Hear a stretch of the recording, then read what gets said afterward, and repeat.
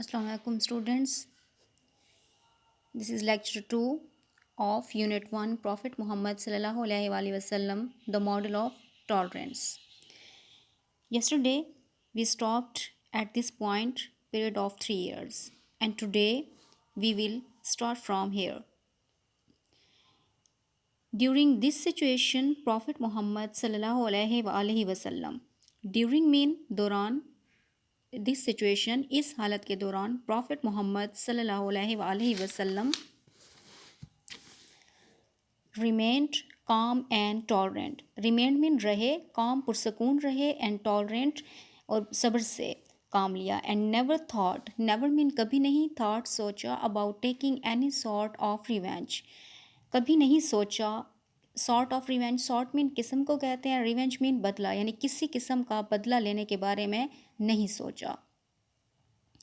Even after he had conquered Mecca, even حتیٰ کہ after he had conquered mean فتح کیا مکہ, حتیٰ کہ مکہ کو فتح کرنے کے بعد بھی the Prophet صلی اللہ علیہ وسلم taught his followers to remain tolerant. فتح مکہ کے بعد بھی آپ صلی اللہ علیہ وسلم نے اپنے فالوورز یعنی اپنے پیروکاروں کو to remain tolerant, صبر سے رہنے کا درس دیا. taught mean درس دیا یا سکھایا. After the conquest of Makkah, مکہ فتح کرنے کے بعد the Muslim army entered Makkah humbly and peacefully. After the conquest of Makkah, مکہ کی فتح کے بعد the Muslims army, مسلمان فوج entered, داخل ہوئی مکہ میں humbly عاجزی سے and peacefully اور بہت سکون سے.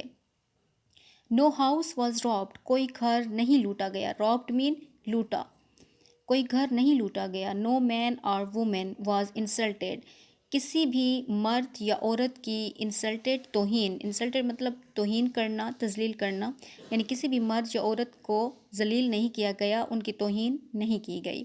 The Prophet صلی اللہ علیہ وسلم granted, آپ صلی اللہ علیہ وسلم نے عطا کی a general amnesty, عام معافی, amnesty mean معافی, to the entire population of Makkah. entire mean پورے, تمام population آبادی کو, تمام آبادی کو of مکہ, مکہ کی پوری آبادی کو عام معافی عطا کی.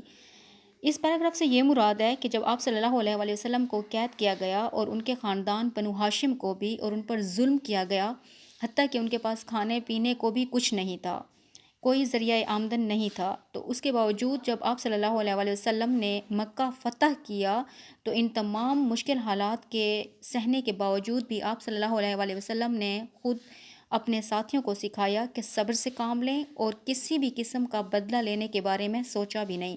حتیٰ کہ مکہ کو فتح کرنے کے بعد آپ صلی اللہ علیہ وسلم نے پوری مکہ کی پوری آبادی کو معافی دے دی, یعنی عام معافی کا اعلان کر دیا. After conquest of مکہ, مکہ کی فتح کے بعد when everybody gathered in خانہ کعبہ, یعنی ہر کوئی, everybody ہر کوئی gathered اکٹھے ہوئے, جمع ہوئے in خانہ کعبہ, جب ہر کوئی خانہ کعبہ میں جمع ہوا, the Holy Prophet صلی اللہ علیہ وسلم asked the people of Quraysh, what do you expect at my hands?